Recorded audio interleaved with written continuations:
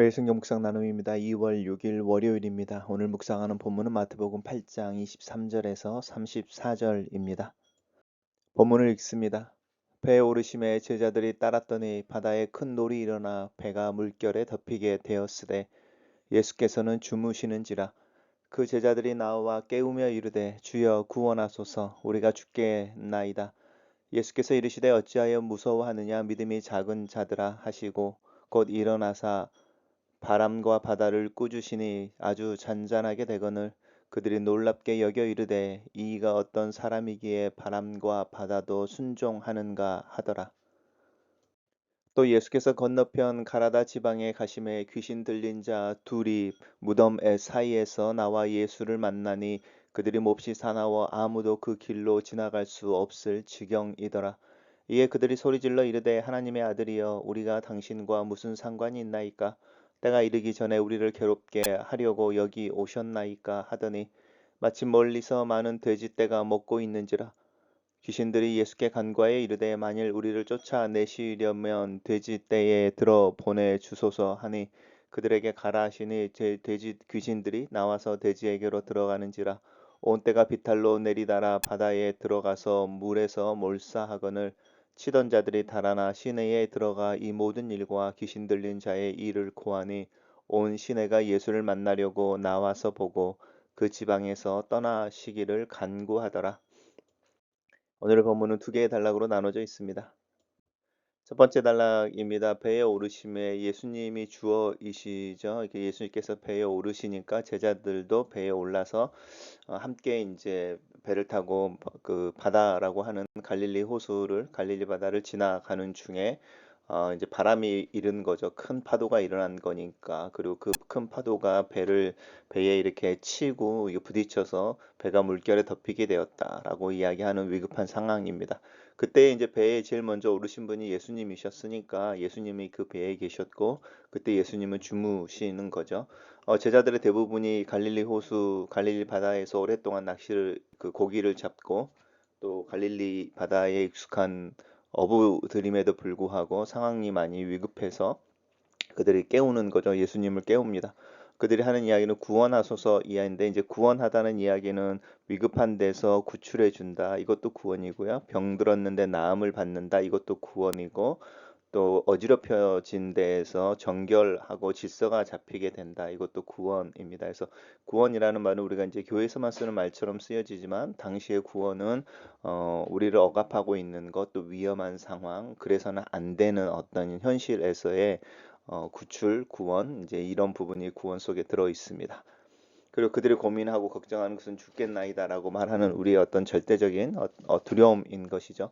예수님께서 일어나셔서 어찌 무서워하느냐 이렇게 말합니다. 어찌하여 무서워하느냐, 믿음이 작은 자들아. 믿음을 양어로 표현할 수 있을까 이렇게 의문할 때가 많이 있지만 우리가 하나님을 아는 만큼 신뢰하고 있는가, 우리가 예수님을 아는 만큼 신뢰하고 있는가라고 이야기할 때 믿음이 작다라는 표현을 쓰게 되는 것 같습니다. 예수님께서 곧 일어나셔서 바람과 바다를 꾸짖으셨다. 잔잔하게 됐다. 근데 제자들이죠. 그 사람들이라고 하는 것은 왜냐하면 배에 예수님과 제자들만 타고 있으니까 그들이 놀랍게 여겨 이르되 어떠한 사람이기에 바람과 바다도 순종하는가 하더라. 아직 제자들은 예수 그리스도라고 하는 예수님의 정체에 대해서 또 그 예수님의 정체에 대한 그들의 신뢰가 아직은 형성되어져 있지 않은 또 작은 것인 이런 모습을 볼 수 있습니다. 단락을 요약해 보겠습니다. 예수께서 제자들과 갈릴리를 건너가실 때에 주무시다가 풍랑이 일어나 위급해진 제자들이 깨우자 일어나셔서 풍랑을 잔잔케 하신다. 이렇게 정리했습니다. 그렇게 해서 이제 갈릴리 바다를 건너가 도착한 곳이 가라다 지방이라는 곳입니다. 이제 이 가라다 지방이라고 하는 부분은 이제 데가볼리라고 그래서 이 데가볼리가 10개 도시라는 뜻인데 이제 갈릴리 바다 건너편 동쪽에다가 이제 이 로마가 10개의 도시를 건설합니다. 그쪽이 이제 중요한 어떤 요충지여서 애굽에서 이제 시리아 쪽으로 넘어와서 로마로 가려고 할 때나 아니면은 이제 동방이라고 하는 쪽으로 가려고 할 때 중요한 통로가 있습니다. 그래서 해안을 지중해 쪽으로 가는 해안을 따라서 가는 길이 있고 또 요단강 동편에 요단강을 건넌 쪽에서 걸어가는 길이 있는데 이제 그쪽에 10개 도시를 쌓아 만드는 것이고 이제 그래서 그 10개 도시 중에 하나라고 생각하시면 될 것 같습니다. 그곳에 갔을 때에 돌에서 무덤 둘이 두 명이죠. 이렇게 우리는 이제 하나처럼 들리지만 둘이 무덤 사이에 나오고 이들에게 수많은 귀신들이 들어 있어서 사람들이 어찌할 수 없습니다. 이게 이 두 사람에게 들려 있는 귀신들이 하는 이야기를 들어보십시오.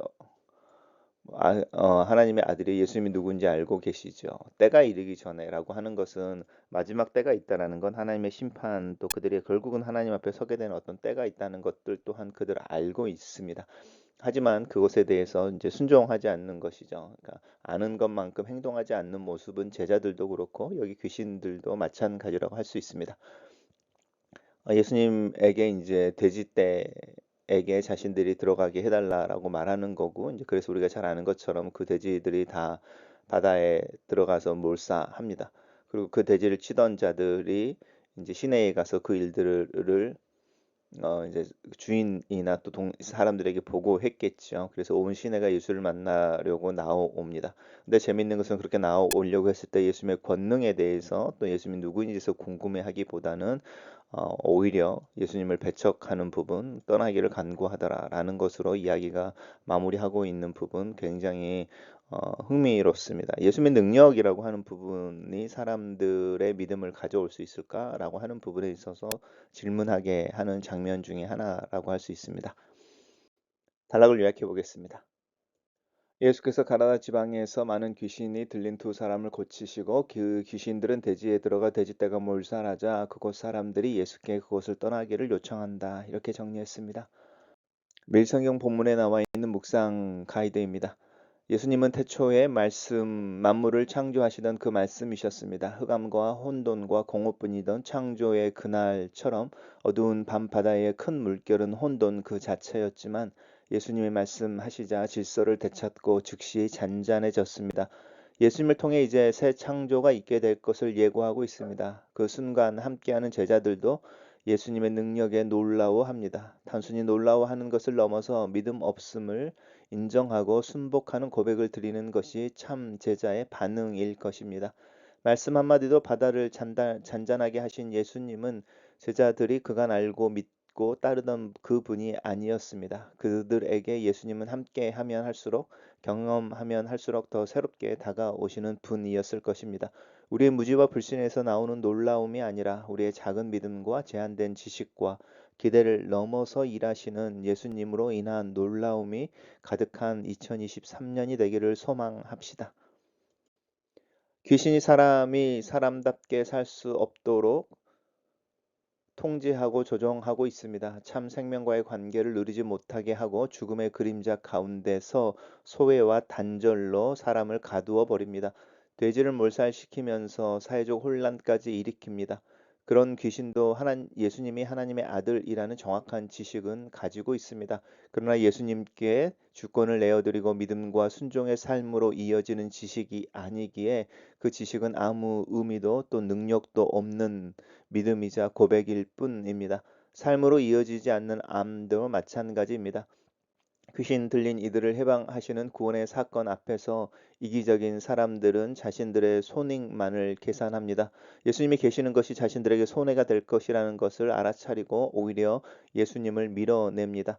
자기만 위하고 자기 중심으로 살아가는 사람은 하나님 나라가 임하는 것과는 상관없이 자기만의 성에 머무르길 원합니다.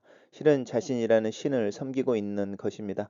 자기 유익만 목적인 삶을 내려놓고 주변을 살필 때, 자기 자신을 부인할 때 비로소 예수님을 창조주로 구세주로 또 왕으로 합당하게 섬길 수 있습니다. 글로 쓰는 기도입니다. 살아계신 하나님, 내 삶이 예수 그리스도로 인해 평안하기를 기도합니다. 삶의 풍랑과 도전 앞에서 내 인생의 배에 주님이 타고 계시는 것을 믿고 고백하는 신앙이 되기를 기도합니다. 예수 그리스도 안에서 나에게 주신 그 이름의 권세와 능력을 신뢰하고 그 이름을 위해 또 그 이름을 따라 또 그 이름으로 사는 하루가 되기를 기도합니다. 아멘.